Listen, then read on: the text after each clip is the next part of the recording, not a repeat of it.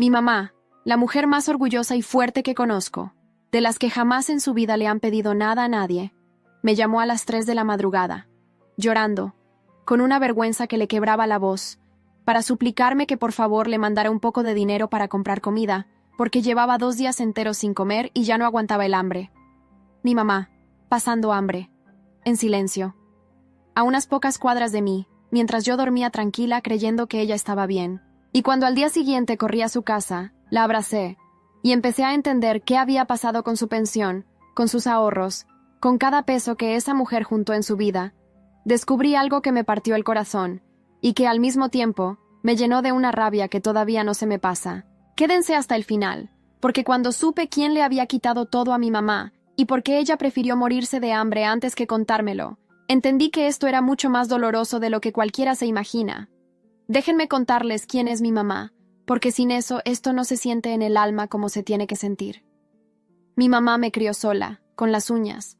Mi papá se fue cuando yo era muy chica, y ella se partió la espalda en 1000 trabajos para que a mí nunca me faltara nada. Lavó ropa ajena, vendió comida en la calle, limpió casas, hizo de todo, sin quejarse jamás. Es de esas mujeres de antes, de las que se sacrifican calladas, de las que se quitan el bocado de la boca para dárselo a sus hijos. En toda mi vida, nunca, ni una sola vez, la escuché pedir ayuda. Su frase, la que repitió toda la vida, era: «Yo estoy bien, mija, no te preocupes por mí, preocúpate por lo tuyo». Aunque no estuviera bien, aunque le doliera todo. Siempre estoy bien. Por eso, cuando sonó el teléfono a las 3 de la mañana y vi que era ella, ya supe que algo estaba muy mal. Una mamá orgullosa como la mía no llama a esa hora, a menos que el mundo se le esté cayendo encima. Contesté con el corazón en la garganta, y del otro lado escuché algo que no le había escuchado nunca. A mi mamá, mi roca, mi mujer fuerte, llorando como una niña. Me dijo entre sollozos, palabras que se me quedaron grabadas a fuego.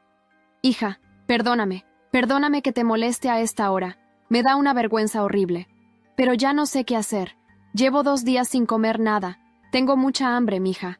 Perdóname por pedirte esto». Se me cayó el mundo. Mi mamá pidiéndome perdón. Por tener hambre. Como si fuera su culpa. Como si pedir comer fuera un pecado. Me vestí en 30 segundos y salí corriendo para su casa en plena madrugada, temblando, rezando para llegar rápido. Y mientras manejaba, me ahogaba la culpa. Porque empecé a recordar las señales. Todas las señales que estuvieron ahí y que yo no quise ver. Las últimas veces que la vi, mi mamá comía poquito y decía: «Es que ya no me da hambre como antes». Yo le creí. Había rechazado salir a comer conmigo porque prefería quedarse en casa. Yo pensé que era cansancio. Había dejado de comprarse sus cositas, su champú bueno, sus dulces. Yo no me di cuenta. Mi mamá me venía gritando, en silencio, con cada uno de esos detalles, que algo andaba mal, y yo, ocupada en mi propia vida, no la escuché. ¿Cuántos de nosotros tenemos a un papá o a una mamá así, aguantando, diciendo «estoy bien», mientras por dentro se están cayendo, y nosotros no nos damos cuenta hasta que es demasiado tarde? Esa culpa me la voy a cargar el resto de mi vida. Cuando llegué y abrí la puerta con mi llave, lo que vi me destrozó. Mi mamá estaba sentada en una silla de la cocina, en la oscuridad, con un suéter viejo porque no había prendido la calefacción para no gastar. Se veía más delgada, más pequeña, más frágil que la última vez. Fui directo a la nevera y la abrí. Estaba vacía, completamente vacía, solo con un frasco a medio terminar y una botella de agua. Abrí la alacena. Nada. No había comida en esa casa. Mi mamá llevaba días sobreviviendo con agua y con lo poquito que iba quedando, racionándolo, sin decirle nada a nadie, sin decirme nada a mí, su hija, que vivo a 10 minutos. La abracé y las dos lloramos un rato largo. Yo no entendía nada. Y mientras la abrazaba, noté un detalle que me terminó de romper. En la mesa de la cocina había un solo plato, lavado, secando. Uno solo. Y al lado, un calendario donde mi mamá, con su letra temblorosa, había estado anotando algo. Me acerqué a mirar y eran rayitas, pequeñas, marcando los días. Marcaba los días que llevaba racionando. Mi mamá había convertido el hambre en una cuenta, en una rutina, en algo que aguantaba con la disciplina de quien ya se rindió a sufrir en silencio. Y todavía peor. Me confesó, con la voz quebrada, que la semana anterior, cuando yo había pasado de visita un rato, ella me había ofrecido un café y unas galletas. Esas galletas eran lo único que le quedaba de comer. Me las dio a mí, su hija que había almorzado, mientras ella se moría de hambre, porque para mi mamá, primero su hija, siempre, aunque le costara su último bocado. Yo me había comido, sin saberlo, la última comida de mi madre. Mi mamá tiene su pensión, esa pensión por la que trabajó toda la vida. Tenía sus ahorros, los que guardó con tanto esfuerzo, para no ser una carga para nadie en su vejez, como ella decía con orgullo. ¿Cómo era posible que esta mujer, que siempre fue tan cuidadosa con cada centavo, no tuviera ni para comer? Mientras le preparaba algo de comer con lo que alcancé a comprar en una tienda de turno, le pregunté, con toda la suavidad del mundo, qué había pasado con su dinero. Y mi mamá bajó la cabeza, se quedó callada, y empezó a darme respuestas que no eran respuestas. No te preocupes por eso. Son cosas mías. Ya se va a arreglar. Mi mamá, que nunca me ocultó nada, me estaba escondiendo algo, y lo estaba protegiendo con todas sus fuerzas, incluso a costa de su propia hambre. Ahí me di cuenta de que esto no era simplemente que a mi mamá no le alcanzaba. Aquí había algo más. Alguien, o algo, se había llevado todo el dinero de mi mamá. Y ella, en lugar de pedir ayuda, en lugar de denunciar, en lugar de contarme, había preferido aguantar hambre en silencio para cubrir lo que había pasado. Y eso solo podía significar una cosa, que para mi mamá, decir la verdad le dolía más, o le daba más miedo, que el hambre misma. Esa noche, mientras ella por fin comía algo y se quedaba dormida del agotamiento, yo me quedé despierta y empecé a buscar, porque yo necesitaba entender. Revisé, con su permiso, su libreta del banco, esa que ella guarda como un tesoro, y lo que vi me heló la sangre. La cuenta de mi mamá, donde debía estar su pensión de varios meses y los ahorros de toda una vida, estaba en ceros. Pero no se había vaciado de un solo golpe, como en un robo. Se había ido de a poquito, en retiros constantes, mes tras mes, durante el último año. Alguien había estado sacando, sistemáticamente, todo el dinero de mi mamá, poco a poco, hasta dejarla sin nada. Y mi mamá, o lo sabía y lo permitía, o alguien muy cercano la había estado engañando frente a sus narices. Empecé a atar cabos, y encontré las primeras pistas. Encontré papeles a medio esconder en un cajón. Encontré que mi mamá había recibido llamadas y visitas de alguien de quien ella hablaba con cariño, a quien defendía sin que yo le preguntara. Encontré que había firmado cosas que no entendía del todo, y empecé a sospechar quién estaba detrás de todo esto. Una persona en la que mi mamá confiaba ciegamente. Una persona a la que ella estaba protegiendo, con su silencio y con su hambre, porque su corazón de mamá o de abuela era incapaz de delatar a quien amaba, aunque ese alguien la estuviera dejando en la ruina. Y hubo un momento, esa madrugada, que me confirmó todo. Sin pensarlo, le pregunté directo.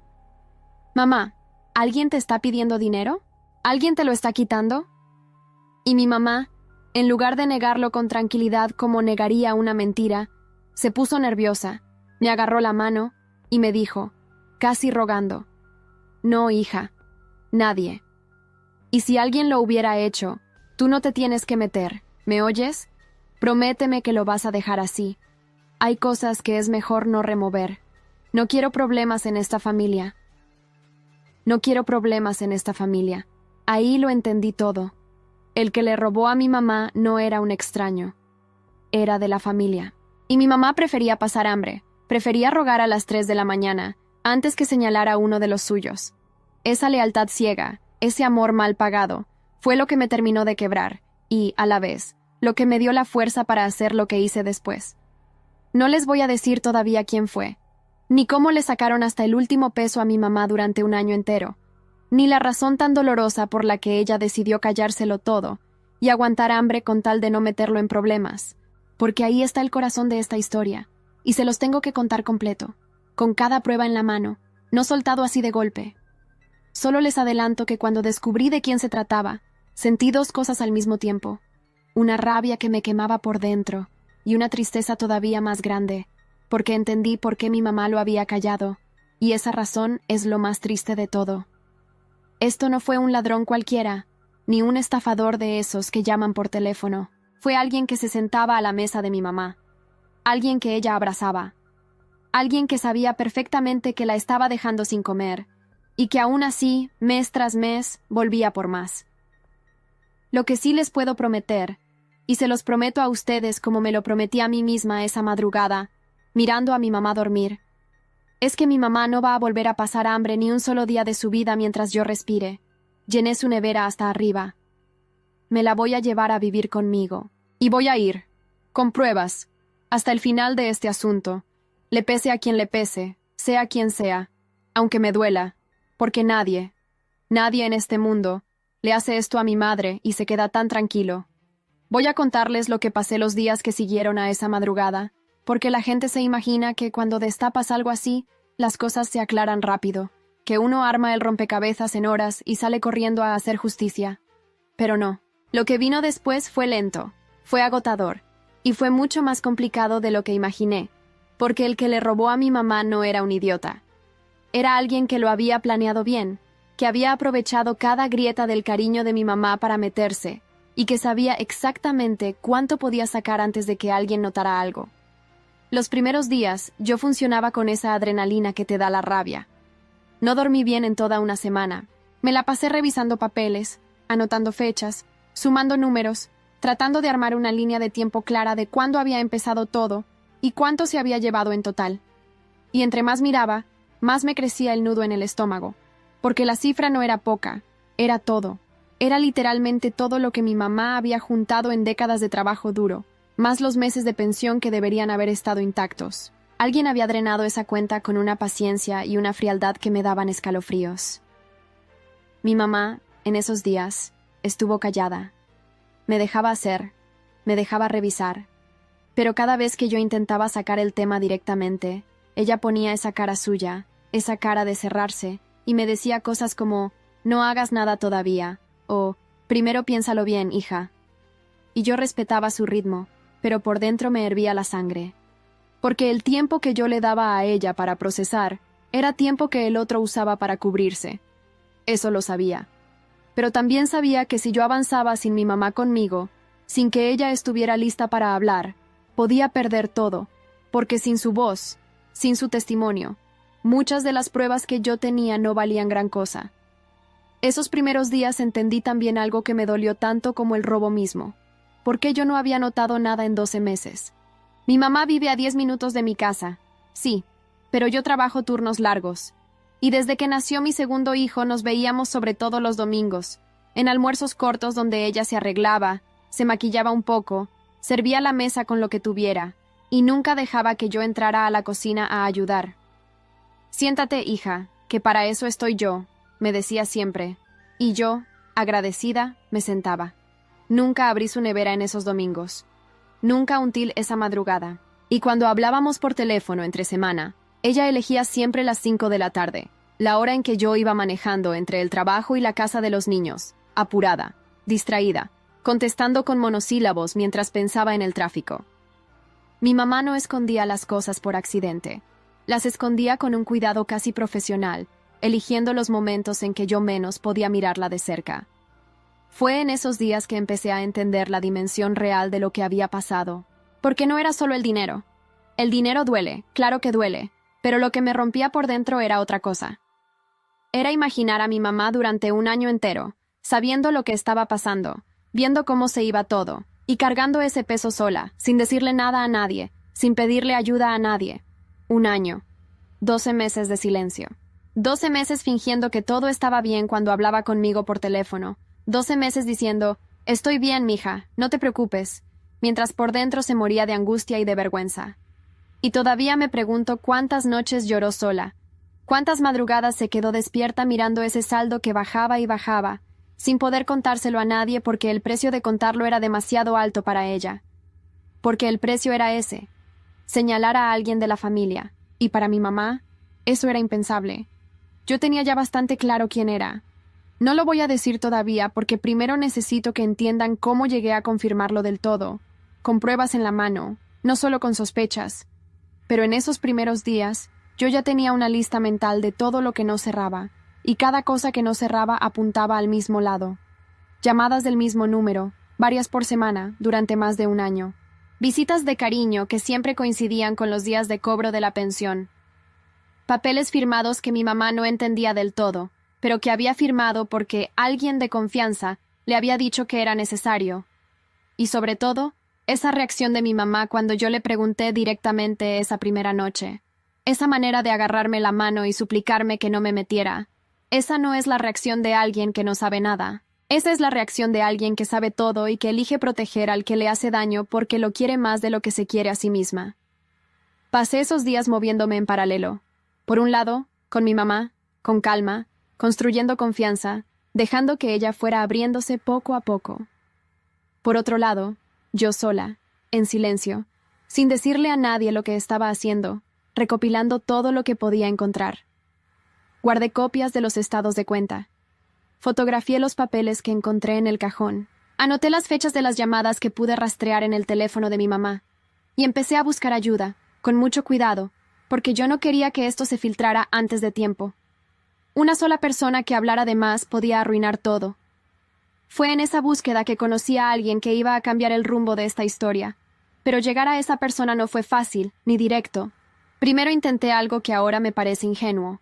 Busqué en Internet, de madrugada, qué hacer cuando le roban a un adulto mayor, y encontré números de líneas de ayuda que no contestaron, formularios de organizaciones que pedían que esperara una respuesta en un plazo de 5 a 10 días hábiles, y un par de abogados que cuando les escribí me pidieron, antes de escuchar una palabra del caso, una consulta pagada que yo no tenía cómo cubrir esa semana. Pasé 3 días así, golpeando puertas que no se abrían, sintiendo que estaba sola contra algo demasiado grande. Hubo un momento, a mitad de esa semana, en que yo estaba a punto de hacer algo que habría sido un error enorme. Estaba tan furiosa, tan cargada de rabia, que casi fui directamente a confrontar al responsable sin tener nada firme en la mano todavía. Me senté en el carro con las llaves puestas, con la dirección en la cabeza, lista para ir. Y en ese momento me sonó el teléfono. Era mi mamá, que me llamaba para preguntarme si ya había comido. Solo eso. «Hija, ¿ya comiste?» Y algo en esa llamada me frenó. Me hizo acordar de por qué yo estaba haciendo todo esto. No era para desahogar mi rabia. Era para protegerla a ella. Y si yo iba sin pruebas, sin plan, con solo rabia en las manos, el único resultado posible era que el otro saliera limpio y yo quedara como la loca de la familia que inventaba acusaciones. Y mi mamá saldría lastimada de nuevo, pero esta vez por mi culpa. Guardé las llaves. Volví a casa. Me senté a pensar en frío. Y fue esa noche que tomé una decisión que lo cambió todo. Decidí que no iba a hacer nada por impulso, que cada paso que diera iba a estar calculado, que iba a construir un caso tan sólido, tan documentado, tan sin huecos, que cuando llegara el momento no hubiera manera de escurrirse. Iba a ser paciente, iba a ser estratégica, iba a pensar como alguien que quiere ganar, no como alguien que solo quiere gritar. Pero esa misma noche, mientras terminaba de organizar mis notas, descubrí algo en los papeles del cajón de mi mamá que me dejó sin aliento, algo que yo no había visto bien la primera vez porque estaba demasiado conmocionada. Un documento, pequeño, escrito en letra chica, con una firma que yo conocía. Y debajo de esa firma, otra firma, la de mi mamá. En ese documento estaba la prueba de cómo habían hecho todo, el método. El mecanismo exacto que habían usado para sacarle el dinero a una mujer que no entendía bien de papeles ni de firmas, pero que confiaba ciegamente en quien se los ponía enfrente. Y ese documento era también la prueba de que lo que habían hecho no era solo una estafa moral. Era algo con nombre legal, con consecuencias reales, con la posibilidad de llegar mucho más lejos de lo que yo había pensado. Esa noche no dormí. Me quedé mirando ese papel, pensando en lo que significaba, sintiendo cómo la rabia se transformaba en algo diferente, algo más frío, más enfocado. Porque ya no era solo, quiero que me devuelvan el dinero de mi mamá. Ahora era algo más grande, y tenía en la mano la primera pieza verdadera del rompecabezas. Lo que no sabía todavía era que el que le había hecho esto a mi mamá también estaba moviendo fichas, que mientras yo armaba mi caso en silencio, del otro lado alguien ya había notado que algo había cambiado, que mi mamá ya no atendía sus llamadas de la misma manera, que había una hija preguntando cosas, y que esa persona, lejos de arrepentirse, Ya estaba pensando en cómo cubrirse, cómo adelantarse, cómo hacer que todo pareciera un malentendido, un error, algo que ya íbamos a hablar, algo que la familia podía resolver sola, sin meterle a nadie de afuera. Lo que esa persona no sabía era que yo ya tenía el documento, y que con ese documento en la mano, nada de lo que dijera iba a alcanzarle para salvarse. La persona que finalmente me ayudó se llamaba Marcela, y la encontré por un camino que no esperaba, de esos que parecen casualidad, pero que uno después entiende que tenían que pasar. Una amiga mía, cuando le conté a medias lo que estaba viviendo, sin darle nombres ni detalles, me dijo que ella conocía a una mujer que trabajaba asesorando a familias en situaciones de abuso patrimonial hacia adultos mayores. No era abogada todavía, pero estaba terminando su carrera.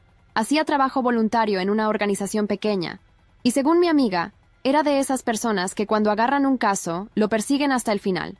Me dio el contacto. Yo lo guardé esa noche y le escribí a la mañana siguiente, antes de que me diera tiempo a pensarlo demasiado y acobardarme. No me contestó de inmediato. Pasaron 2 días enteros en los que revisé el teléfono cada hora, convencida de que se había perdido mi mensaje entre cientos de otros casos parecidos al mío. Al tercer día, cuando ya estaba pensando en volver a buscar entre los números de las líneas de ayuda que no servían para nada, Marcela me llamó.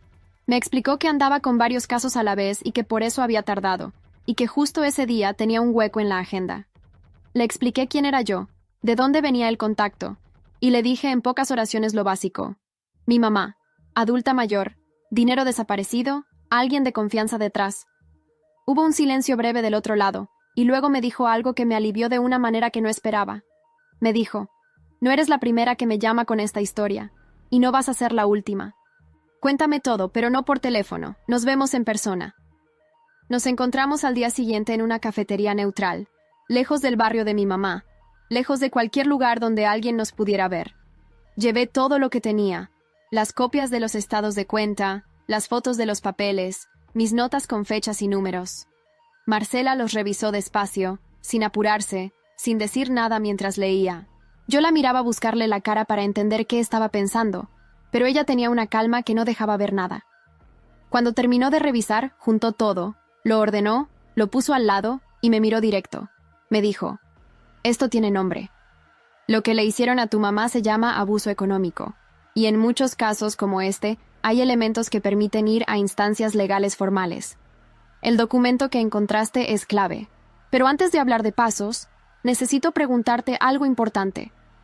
¿Tu mamá está dispuesta a hablar? Ahí estuvo el nudo durante días, porque la respuesta honesta en ese momento era no. Mi mamá todavía no estaba lista.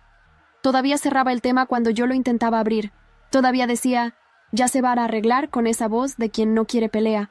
Y Marcela me explicó algo que yo ya sentía, pero que necesitaba escuchar dicho en voz alta. Que sin el testimonio de mi mamá, muchas puertas quedaban cerradas. Que el documento era valioso, sí, pero que un buen abogado del otro lado podía buscarle la vuelta si la víctima no hablaba. Que la prioridad, antes de cualquier movida legal, era lograr que mi mamá confiara en el proceso lo suficiente para acompañarme. Así que eso fue lo que hice durante los días que siguieron. Me quedé con mi mamá, la acompañé. Cocinamos juntas, vimos televisión juntas, hablamos de todo menos de lo que más me pesaba, porque yo sabía que si la presionaba, se cerraba.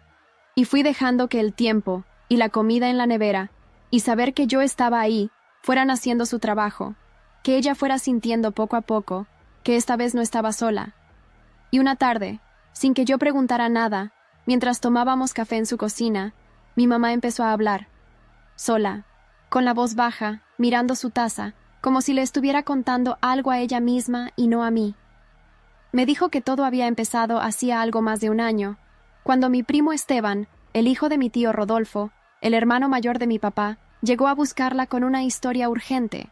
Decía que había perdido el trabajo, que su esposa estaba embarazada, que el casero lo iba a desalojar si no pagaba en una semana. Mi mamá, que quiere a Esteban desde que era un bebé, porque ella misma lo cuidó varios años mientras mi tío Rodolfo trabajaba doble turno, no dudó ni un segundo. Le dio lo que tenía ahorrado en la casa, que no era mucho, pero que a él le sirvió. Y ahí debió haber terminado todo. Pero no terminó, porque después vinieron más historias, más urgencias, más mentiras armadas con el mismo cuidado con que se arma algo que se piensa repetir. A los 2 meses, Esteban volvió diciendo que necesitaba para una medicina cara que el seguro no le cubría a su hijo recién nacido. Mi mamá vendió unas joyas que tenía guardadas para esa emergencia médica. A los 4 meses, Esteban volvió con otra historia. Una deuda con gente peligrosa, decía. Gente que lo iba a lastimar si no pagaba.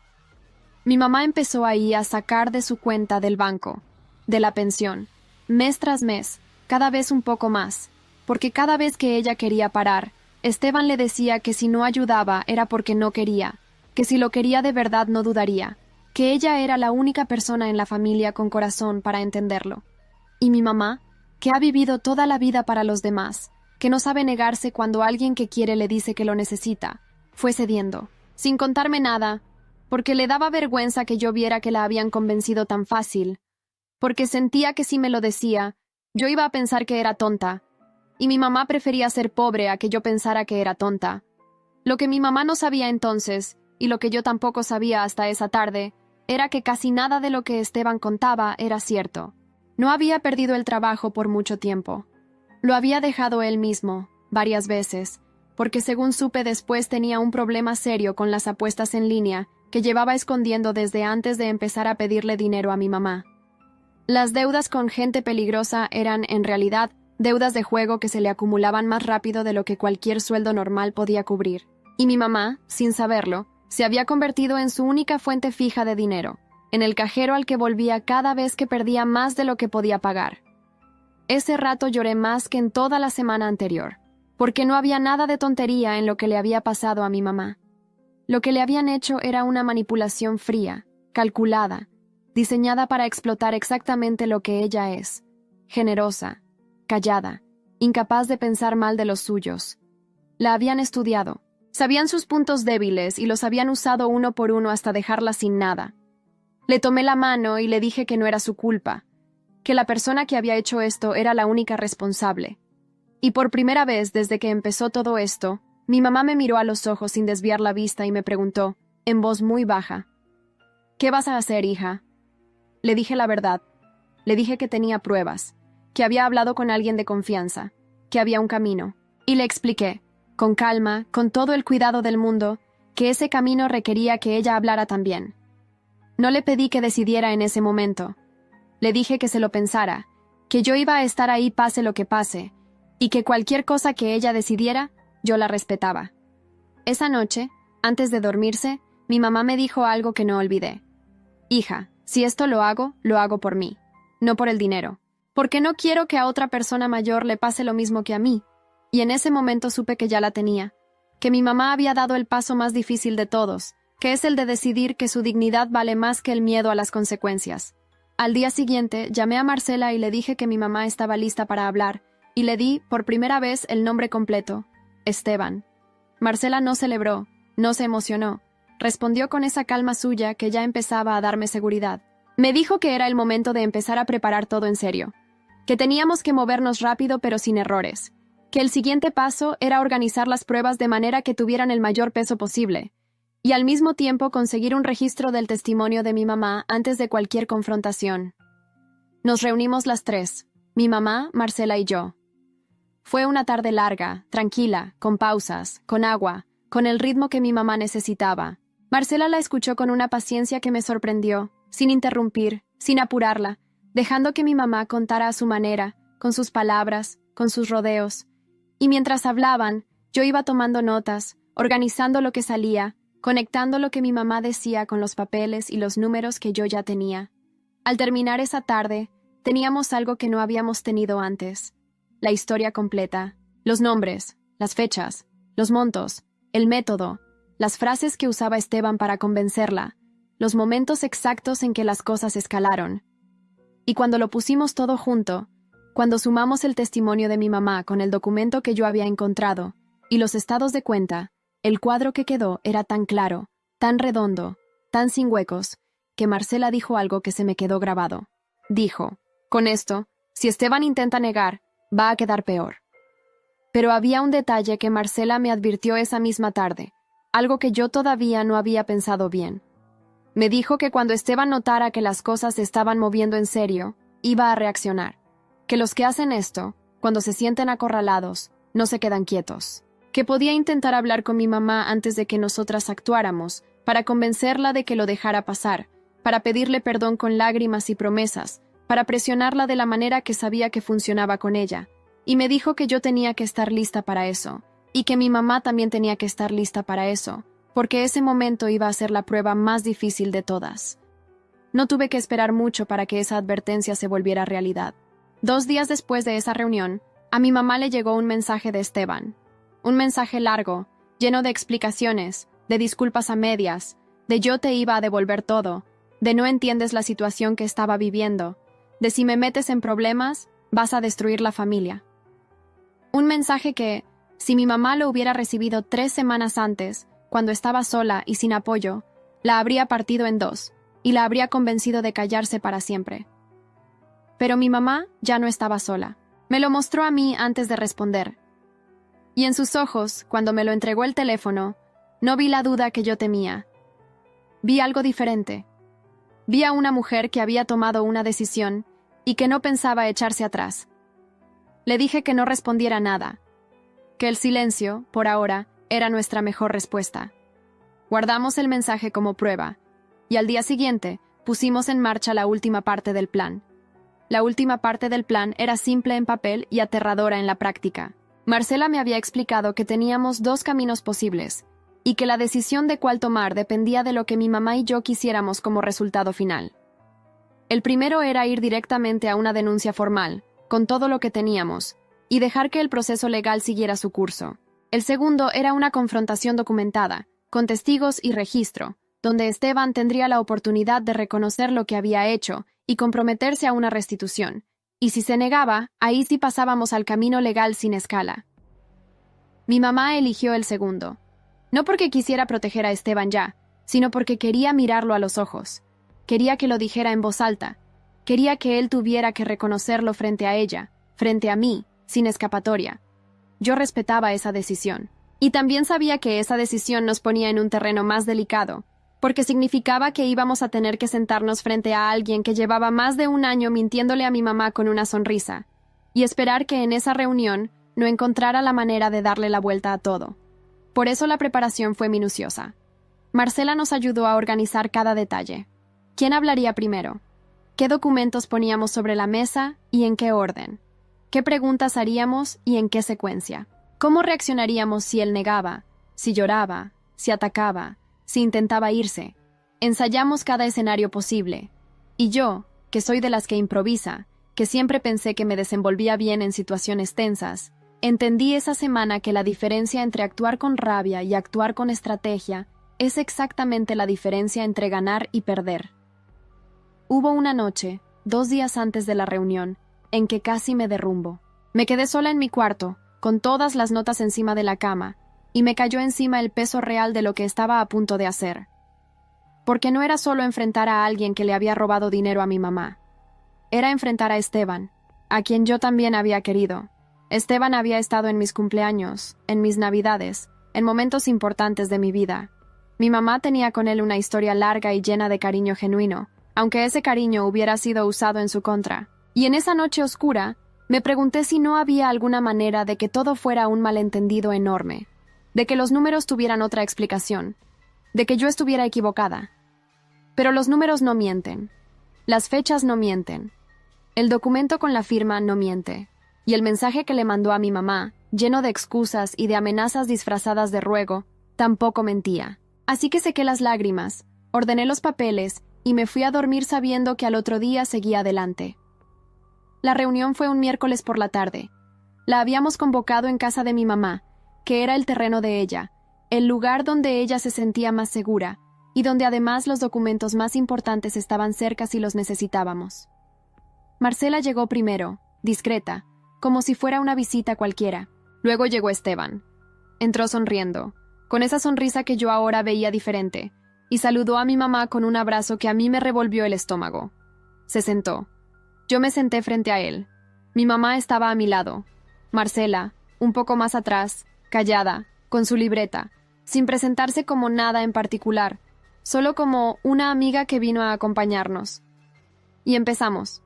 Fui yo quien habló primero, con calma, con una voz que no reconocí del todo como mía, porque era demasiado tranquila para lo que sentía por dentro. Le dije que estábamos ahí para hablar de algo importante, que habíamos revisado las cuentas de mi mamá, que había cosas que no cerraban y que queríamos entenderlas.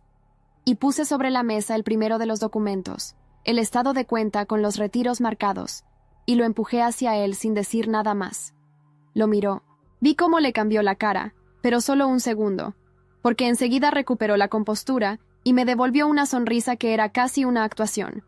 Me dijo que eso tenía explicación, que mi mamá le había prestado para ayudarlo en un momento difícil, que era algo que habían hablado los dos, que él no entendía por qué yo lo estaba haciendo quedar como si hubiera hecho algo malo, cuando solo había estado pasando por una mala racha.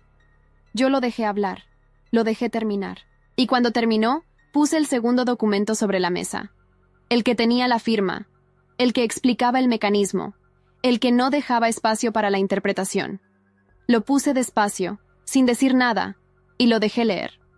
Esta vez el silencio duró más, y esta vez la compostura no volvió tan rápido. Empezó a buscar salida por todos lados, que él iba a devolver el dinero, que solo necesitaba tiempo, que había sido una situación difícil, que nadie entendía la presión que había tenido encima, que mi mamá sabía perfectamente lo que firmaba, que esto era un asunto de familia y que meterle a gente de afuera era una deslealtad de mi parte. Esa última parte me la dijo mirándome directo, con una frialdad que me heló, como si yo fuera la que estaba haciendo algo mal por estar ahí defendiendo a mi propia madre. Y en ese momento entendí, de una manera que no había entendido del todo hasta entonces, que esta persona no tenía remordimiento real, tenía miedo de las consecuencias, que es algo completamente distinto. Fue mi mamá quien habló en ese momento, no yo.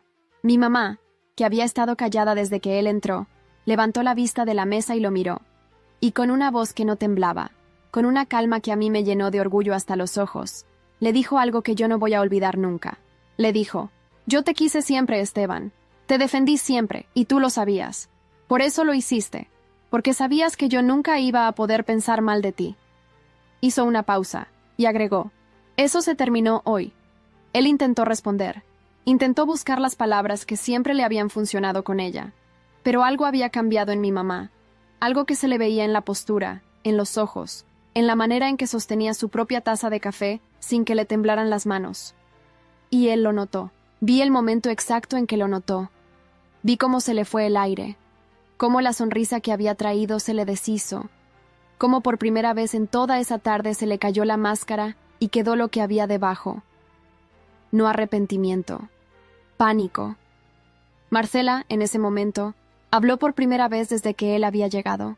Con una calma profesional que cortó el aire de la sala, le explicó que teníamos documentación completa, que había un registro de esa reunión y que los pasos siguientes dependían de lo que él decidiera hacer en ese momento, que si había disposición real de reconocer lo sucedido y de comprometerse a una restitución con condiciones claras y verificables, ese camino estaba abierto, que si no, el otro camino también estaba abierto, y que con lo que teníamos, ese camino tenía consecuencias que iban más allá de lo familiar. Lo vi calcular, lo vi medir, lo vi entender que no tenía salida limpia, y ahí fue cuando empezó a derrumbarse. Primero vinieron las excusas mezcladas con algo que quería parecer disculpa, pero que todavía sonaba a justificación. Reconoció, casi sin querer, lo de las apuestas. Dijo que llevaba más de 2 años sin poder controlarlo, que cada vez que pensaba que ya había tocado fondo encontraba la manera de hundirse más, y que mi mamá era la única persona que nunca le preguntaba demasiado, la única que le daba sin exigirle explicaciones que él no podía dar. Luego vino el llanto, ese llanto que yo miraba con un frío que me sorprendió a mí misma, porque ya no me movía. Ya no era capaz de sentir lástima, no porque me haya vuelto dura, sino porque había visto a mi mamá pasar hambre 2 días, y eso no se borra con lágrimas de último momento. Y luego, finalmente, después de todo eso, vino lo que necesitábamos. Reconoció, con sus propias palabras, cuánto había sacado, cómo lo había hecho, y firmó, ahí mismo, un compromiso de restitución con un calendario de pagos que Marcela había preparado de antemano, con condiciones claras y con la advertencia explícita de que el incumplimiento abriría de inmediato el camino legal. Salió de esa casa diferente a como había entrado, sin la sonrisa, sin la postura de quien cree que tiene el control. Y yo, mientras cerraba la puerta detrás de él, sentí algo que no esperaba sentir en ese momento. No fue alivio, no fue alegría. Fue una tristeza quieta, profunda, de esas que no hacen ruido pero que se instalan en algún lugar del pecho y no se van rápido. Porque no hay victoria limpia cuando el que te hace daño es de los tuyos. No existe esa victoria, solo existe seguir adelante. Mi mamá, cuando la puerta se cerró, soltó el aire que había estado guardando toda la tarde. La miré. Tenía los ojos brillosos, pero no lloraba. Me tomó la mano y me la apretó fuerte, sin decir nada. Y en ese apretón estaba todo. Lo que venía ahora era la parte más importante, porque el reconocimiento de Esteban era solo el primer paso. Y esa misma tarde, antes de irse, mientras Marcela guardaba los papeles firmados, Esteban dijo algo casi de pasada, entre las últimas excusas, algo que en el momento no dimensioné del todo, pero que esa noche, cuando me quedé repasando todo, me cayó encima como un balde de agua fría. Había dicho: no fui el único que lo supo. Daniela sabía todo desde el principio. Daniela sabía todo desde el principio. Esa frase me quitó el sueño esa noche. Daniela era la esposa de Esteban, la mujer que mi mamá había visto crecer la barriga del embarazo que supuestamente había sido el primer motivo de pedir ayuda. La mujer a la que mi mamá había acompañado a varias citas médicas como si fuera otra hija. La repetí en mi cabeza cientos de veces, buscándole todos los ángulos posibles, porque había dos maneras de interpretarla. La primera era que Daniela simplemente había sabido lo que estaba pasando y había callado, asustada o cómoda con el dinero que entraba a su casa. La segunda, más oscura, era que Daniela había participado activamente, ayudando a Esteban a construir las historias, a perfeccionar las excusas, a calcular cuándo y cómo pedir para que mi mamá no sospechara, y ninguna de las dos versiones era tolerable. A la mañana siguiente llamé a Marcela antes de desayunar. Le repetí la frase exacta. Hubo un silencio del otro lado, de esos silencios que dicen más que las palabras. Luego me dijo: tenemos que averiguar qué quiso decir con eso antes de cerrar este expediente. Y tenía razón, porque si Daniela había participado, dejarla afuera del acuerdo significaba dejar la mitad del daño sin resolver. Le pregunté a mi mamá, con toda la delicadeza que pude, si durante ese año Daniela había estado presente en algún momento clave. Mi mamá lo pensó un rato, y luego recordó algo que no le había dado importancia antes, que varias veces, cuando Esteban venía a pedir, Daniela esperaba afuera, en el carro, y que dos de las veces que mi mamá firmó papeles que no entendía del todo, había sido Daniela quien se los explicó, con paciencia, con una sonrisa amable, diciéndole que era solo un trámite sencillo, que no se preocupara, que ella misma había llenado ese tipo de formularios antes en su trabajo de oficina. Con ese nombre y ese detalle, Marcela y yo revisamos otra vez los documentos que ya teníamos. Y ahí, en la letra pequeña de uno de los papeles que Esteban había hecho firmar a mi mamá, encontramos una segunda firma como testigo, la de Daniela. No había tomado el dinero directamente, pero había sido el puente, la que tranquilizaba a mi mamá en los momentos en que dudaba, la que le explicaba los papeles de una manera que la confundía en lugar de aclararle, y que vivía, mes tras mes, de un dinero que sabía perfectamente de dónde salía. Llamamos a Daniela 2 días después, también en casa de mi mamá, también con Marcela presente. No hubo necesidad de preparar tanto como con Esteban, porque ella, apenas vio los documentos sobre la mesa y supo que Esteban ya había reconocido todo, no intentó negar mucho. Se puso pálida, miró hacia la puerta como buscando una salida que no existía, y después de un silencio largo dijo, con la voz baja: yo le decía a Esteban que esto no podía seguir así, pero también necesitábamos el dinero, y ella nunca decía que no. Fue lo más cerca que llegó de una disculpa real. Marcela le explicó que, como testigo firmante en al menos 2 de los documentos, también tenía responsabilidad en el acuerdo de restitución, y Daniela, sin pelear demasiado, aceptó firmar su parte del compromiso esa misma tarde. No hubo escena dramática de película con ella. No hizo falta. Lo que hizo falta era que su nombre quedara dicho, que su firma quedara reconocida, y que el expediente que Marcela preparó para el respaldo legal del acuerdo quedara completo, sin huecos, con los 2 responsables identificados y comprometidos por escrito.